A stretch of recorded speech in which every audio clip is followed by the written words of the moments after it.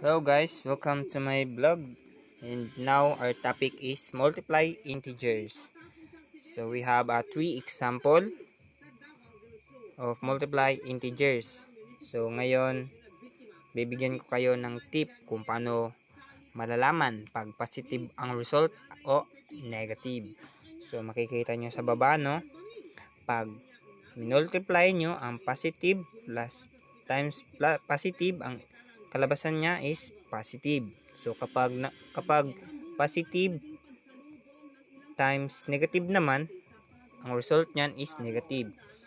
So dito, try natin solve itong tatlong question na to. So question number 1 is the quantity of 2 times the quantity of 3. So dito nga sa baba, no, pag inad natin ang positive times positive, is sagot niyan is positive. So gagawin natin dito, ita-times lang natin ang 2 times 3 is equal 6. So yan ang sagot, 6. So sa question number 2 naman is the quantity of negative 6 and the quantity positive 7.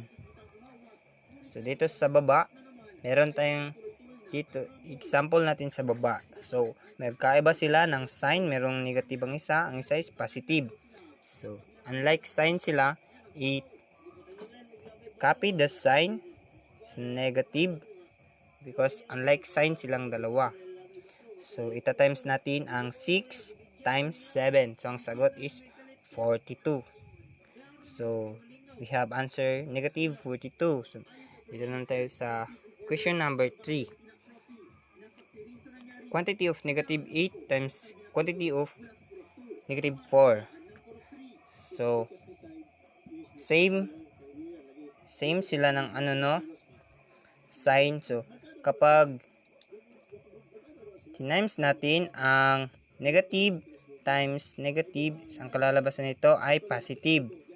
So kagaya dito, negative times negative is equals positive. So times natin ang 8 times 4 is equals 32. That's all guys. Thank you for watching this video.